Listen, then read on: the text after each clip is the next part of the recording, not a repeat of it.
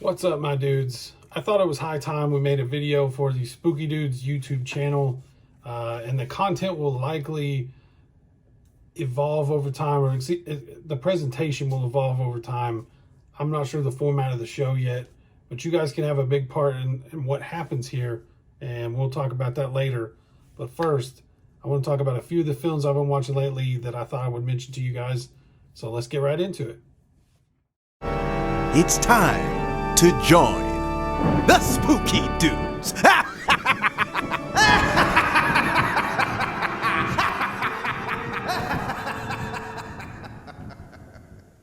All right, first up on the watch stack is the 1991 shot-on-video coming-of-age vampire flick, Kingdom of the Vampire. Comes to us from the fine folks at Tempe Video and MakeFlix.com. It's directed by J.R. Bookwalter, written and starring Matthew Jason Walsh. This is one of those kind of hidden gem movies for me. The story basically revolves around a young vampire named Jeff. He's played by Matthew Jason Walsh, who I mentioned before wrote the film. Jeff lives with his mother. He works the graveyard shift at a local gas station, and he's reluctant to kill, but his mother has no issues dispatching victims if they come by her door. Fairly early in the film, we're introduced to Jeff's love interest, and she comes by the gas station to get a root beer, and of course he has to hide that love interest from his mom, because anytime she sees a human being, she wants to get bloodthirsty and drink up. So for the majority of the film, we basically follow Jeff and his girlfriend trying to expand their relationship, but of course there's trials and tribulations with him being a vampire. I don't want to spoil the ending for you guys, but there are some decent scenes of bloodshed, some good kills here. This being a Blu-ray, one of the things I like to talk about is the special features on the disc. I'm a big sucker for behind the scenes or documentaries or whatever. Any supplementary material I'm usually in for. There is a sort of an interview, like a retrospective of people who were involved in the film, including Matthew Jason Walsh, where he recalls his acting being terrible, and kind of regrets. Sounded like he almost regretted doing it. And don't get me wrong, his acting is over the top for sure, but I actually found it to be really entertaining. It's over the top, but I don't know, if you enjoy good camp, it's good camp. I don't know. He overreacts big time. If you guys are into shot on video horror at all, I definitely recommend this one. It was filmed for approximately $2,500. It just has that awesome DIY spirit that, I dig about some of the guerrilla filmmaking stuff. But I did want to mention that one. It is Kingdom of the Vampire. And that is a very misleading cover. There's really no sexy scenes in this movie. But next up is the 1974 erotic vampire flick, Vampires with a Y. This is released on William Lustig's Blue Underground label. It's, you guys know William Lustig from Maniac. Basically, he's got the Blue Underground label now, and he puts out all these kind of great grindhouse and exploitation movies that he gets the rights to. It was directed by Jose Ramon Raz. I hope I'm saying that correctly. Follows the story of two lady vampires who lure unsuspecting men back to their mansion to feed on them to sustain their beauty and their life force, because they're vampires. Those two titular vampires are named Fran, who's played by Marianne Morris, and Miriam, played by Anolka. I cannot pronounce her last name. I don't want to butcher it too bad. But anyway, on the cover, I mean, it just straight up says Anelka right here, so it's fine with me. Their mission in the film is basically to make love to one another and feed on any dude that happens to drive by. I suppose they feed on ladies too, but it's usually dudes as far as the movie goes. And you think, well, where's the conflict, in the story? The problems really begin when Fran decides to let one of her victims, named Fred, live. She just kind of slowly drains him through a cut in his arm. For some reason, they would rather cut the arm open to drink the blood. I think maybe that's a preservation thing, like they can get more blood over time. I'm not really 100% sure why she wants to keep Fred alive. I don't know if the sex is just that good, or she's in love with him, or what's going on, but maybe his blood is just so delicious she just keep getting more. There's also a couple who pull up in an RV right next to their mansion and just start camping for some weird reason. And the lady that's in the couple takes notice of the weird behavior that's going on around this mansion and the beautiful lady vampires. I'm not gonna ruin the ending of this one. I don't want to do spoilers on here unless that's what you guys want to see. So we can talk about that later. But I'm not going to necessarily recommend this one to everybody. It has a lot of nudity, a lot of sex in it. It's not a porn, but there's a lot here. So if that's not your scene, if erotica is not your deal, I'm not going to recommend it to you. But it's beautifully shot. It's well acted. If you're into erotic vampire or erotic horror at all, I say check it out for sure.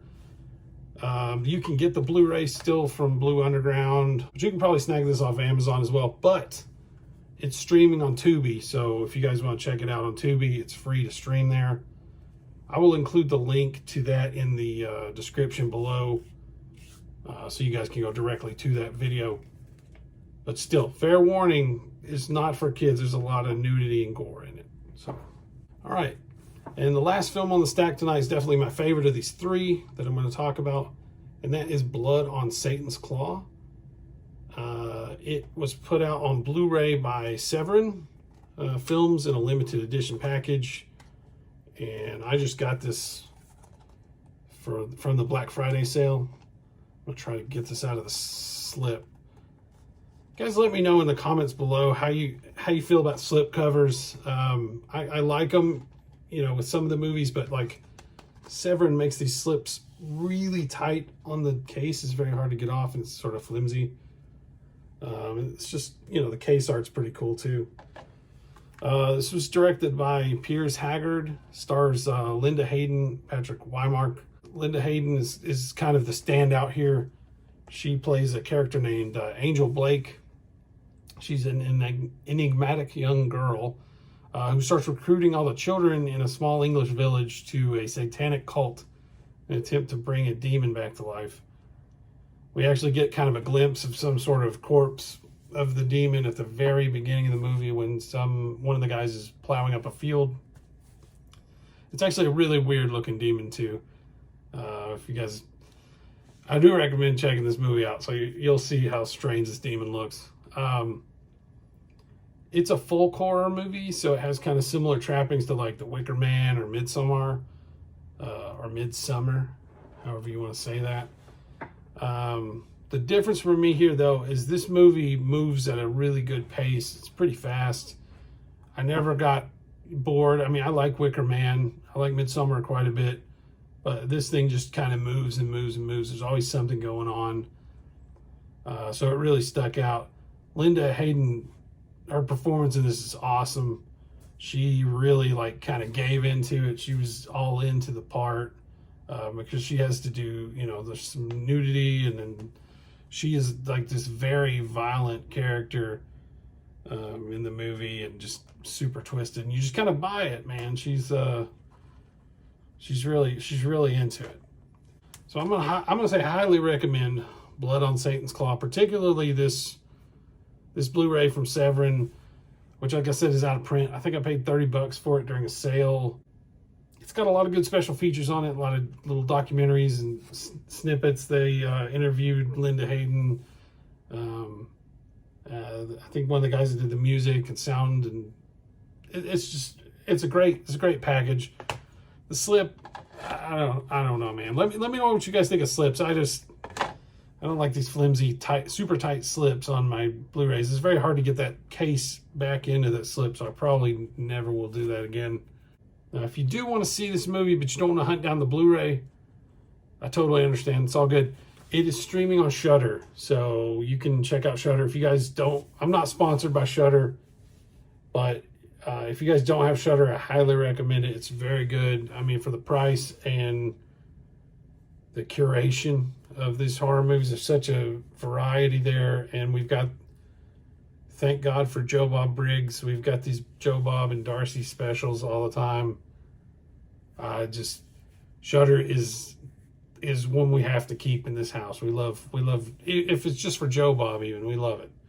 So yeah, out of those three in review here, Kingdom of the Vampire, very good, shot on video. Excuse me, comes in about 70 minutes, so it's really short.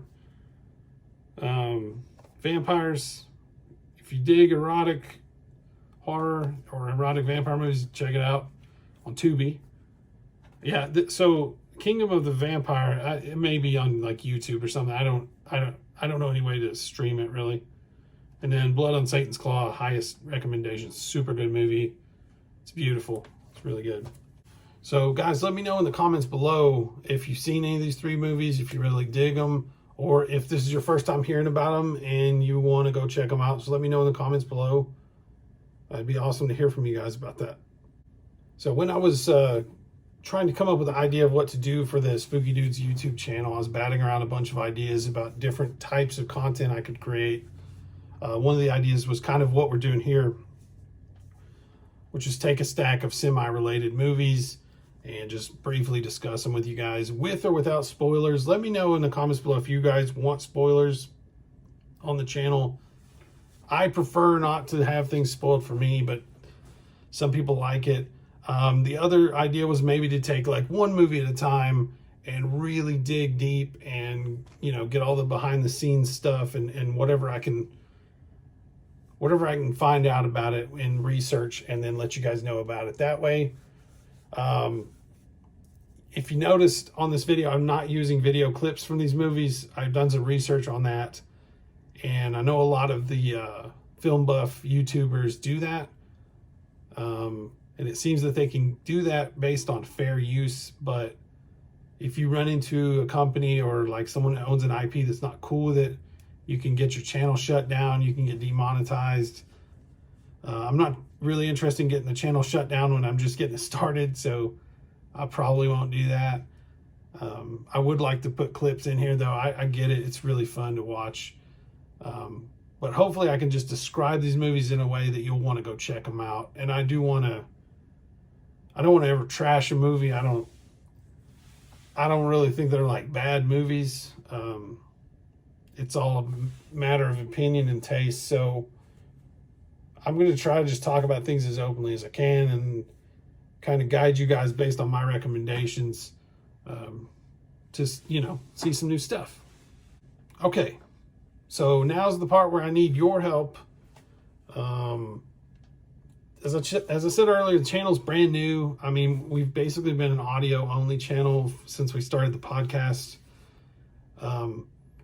And I want to keep producing video content, but I need to know what you guys want to see. And I'll be happy to, you know, take ideas and run with it, man. It takes a village to have a movie discussion, right? Hopefully I'm not just talking into a vacuum and all that stuff. So I want to, you know, spread a love of cinema. I love movies, and I want you guys to let me know what you want to see. So thank you all so much for watching. If you could do me a huge favor, give me the thumbs up, give me the like, subscribe to the channel if you like this stuff and you want to see more, and just give me a comment below, man. You know, comments, everybody talks about the social media algorithms. YouTube has one too. And if you comment, like, and share, and subscribe and all that, that's why YouTubers always ask you to do that, because it helps them get more reach. And so the videos can get a wider audience and be, get some more play, man. And also check out spookydudes.org. That is our official website. There you can find the blog. My sister writes blog articles for us quite frequently. We've also got a link to our merch store. We've got Spooky Dudes t-shirts and hoodies and all that good stuff. And a link to our Patreon. And yeah, I think that's about all that's on the website. And speaking of merch, if you guys are interested in one of these Jess Franco rules shirts, they are for sale in my Etsy store. I'll put a link below in the comments to order one of those if you'd like to. That would be awesome. I would really appreciate the support. All right, so all those links are below in the description, guys. I want to thank you so much for checking out this first video. Please leave me some feedback. Let me know what you like, what I should do differently, and we'll go from there. And stay spooky, my dudes.